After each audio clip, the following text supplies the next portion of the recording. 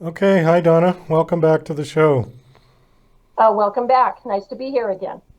We looked it up. It was only 2 months ago that you were I know, on. I know. It seems longer than that, but yes, it was like June. Yeah, you had another book out at that point, something about 911. Correct. That was my second children's book. Lester Lyon calls 911. So you wrote another book within 2 months?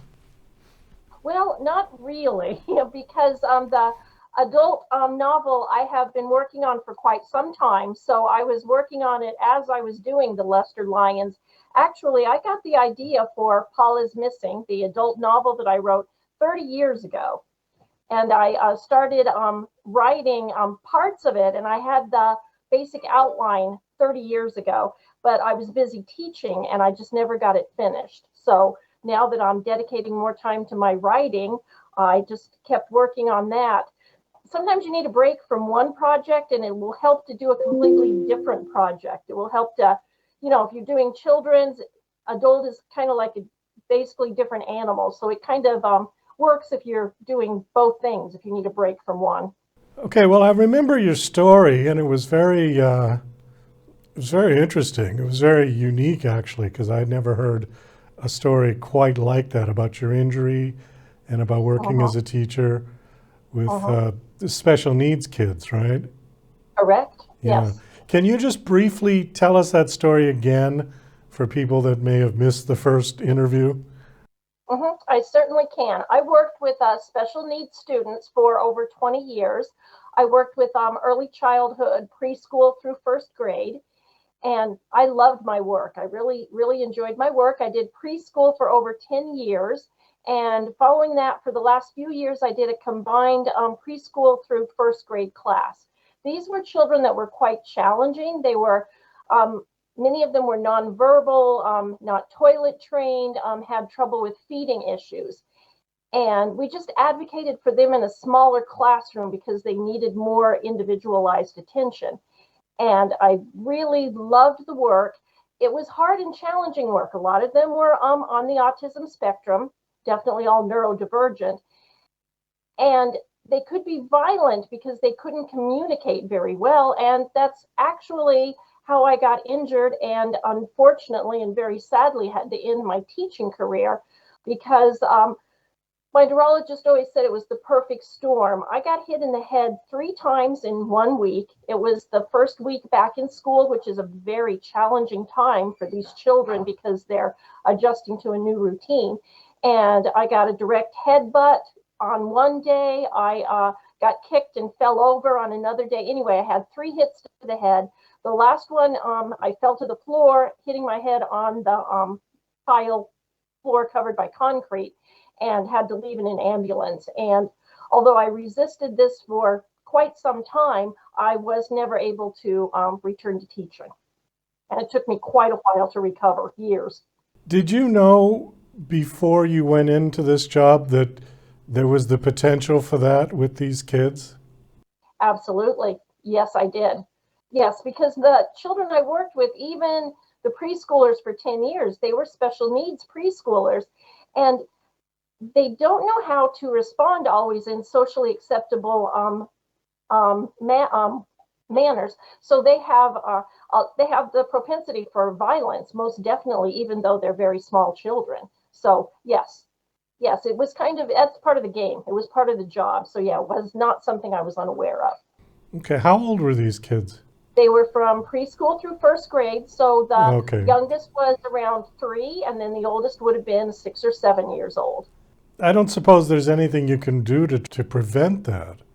I mean, if they're going to lash out, it's going to be pretty spontaneous. Correct. Correct. That's one of the really important things that we need to teach them to have the right way to respond with that is socially acceptable. That you don't hit or kick or bite to get your own way. The basic thing, and this is a problem in the public school system. I think it's problem in a lot of school systems. You have to have support. I needed to be in a room with enough teaching assistants so that you have enough support. in order to, help those children. And that's a huge issue in the public school system. They take assistants away. It's like, oh, we need someone for lunch duty. They're going to have to leave your room now. And that can become like a real issue. And I had no problems really I had behavioral problems, but nothing that we could not handle when I had, now this is going to sound like a lot to the uninitiated. I had 3 children, and there were myself and 3 other adults in the room, but it worked very, very well, and we were able to give each child what they needed. They took an aide away the next year, and they added another child. So there were 5 children in my room, and then there were myself and 2 assistants.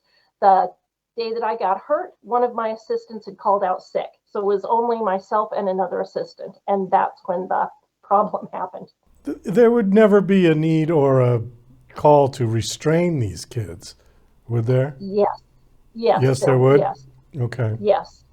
There's strict protocol. You have to follow that, and that's definitely not something you want to do as a last resort, unless it's a last resort.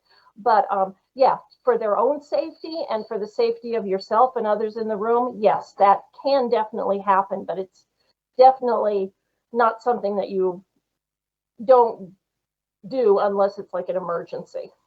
Do these kids have a propensity to harm themselves? Yes, Okay. very much so.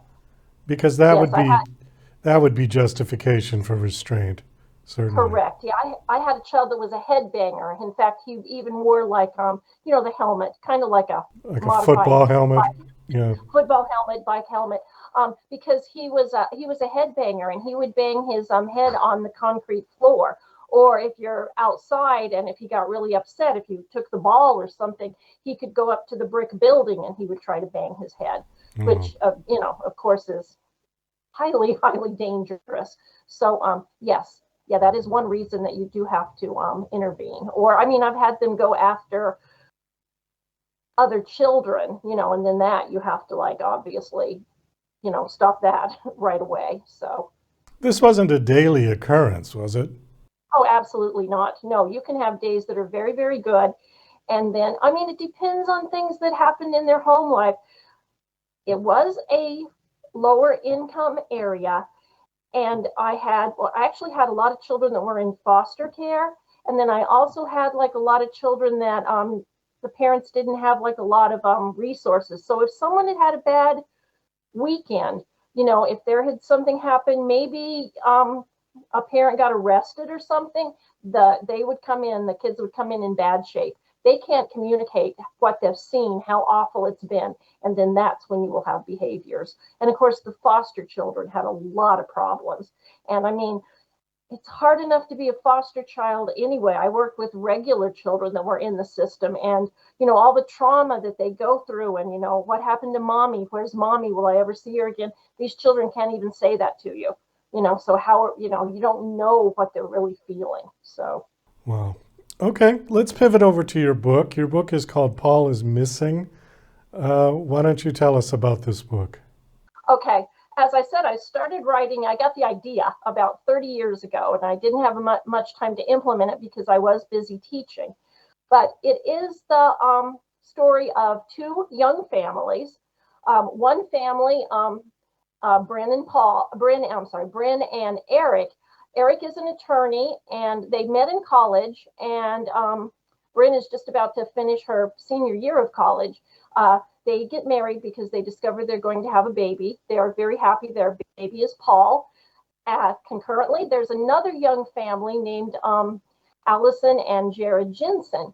And they come from a different socioeconomic background, but they're also very happy together. We kind of go back when the war in Afghanistan first started at this point, and then we move up in the book to the current day.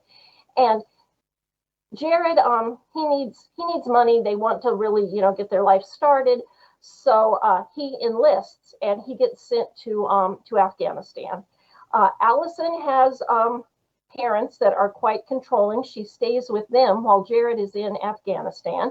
She discovers before her husband leaves that she is pregnant, and something quite devastating happens to her. She actually miscarries a baby. Her mother and father, Gail and Cecil, are very religious, And this, they are very, very upset. They don't know how to help their daughter Allison.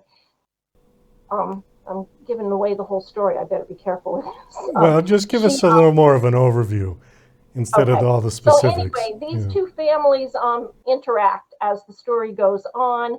Uh, the overall themes are like socioeconomic and how it can be easier to get support if you have more money and more means, and how much harder it is to get the help you need if you're of a lower socioeconomic background. The other overarching theme is Allison's parents, Gail and Cecil, as I mentioned before, are very religious, and Cecil begins to use religion in a very misguiding way to get something that Allison wants very badly. This is a children's book? No, it is not. It's an adult book. Okay, so you write both children's books and adult. Correct. Okay, Correct. have you written other books for adults? I am working on one right now. Actually, we just had our Cape Cod Writers Conference at the beginning of this month, and I workshopped it and spoke with an agent about another one, and that one is called Vegas Goodbye. And I have a long ways to go on it, but I was very pleased because in my agent meeting, she said to, keep on going, that it had good bones.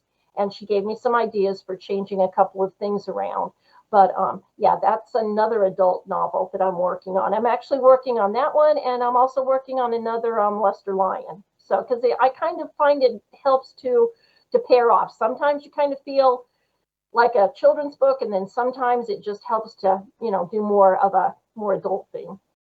Is that typical that authors would write children's books and adult books? Because I don't think that I've had too many on who have done both. I'm not sure. I know some have. I know there's a very popular author, Leanne Moriarty from Australia, and I know that she has written children's books and adult books as well. So I know some people that do. Of the other local authors that I know, no, most of them are either they write children's or they write adults. So how common is it? I really am not sure. Is it a different mindset? Yes. Yeah. That's why I like switching like back and forth, because sometimes if I'm trying to get through a problem like in the Lester series, like those words are not just coming, I don't like the way it's flowing. Writing for adults is like a completely different animal. So yeah, it kind of works for me to switch back and forth, and sometimes it will inspire me to get going on one project or the other. Paul is Missing. Has that been released? It is. It just came out like a couple of weeks ago. Okay. Last question before we wrap it up. Do you have a website that you want to give out? I do. It is author, Author, Donna M. Cramer. Cramer is Cramer, all lowercase. .com. .com. Yes, sorry. Yes, .com. Okay. Well, Donna, thanks for coming back on this show. It's nice seeing you again, and best of luck with all your books. Oh, thank you. I really enjoy writing. It's something I'm extremely passionate about. So You must write every day, yeah? I try to. Try Yes, to? I do. All right, good for you. Okay, take care. Best of luck. Okay, thank you. Thank you so much.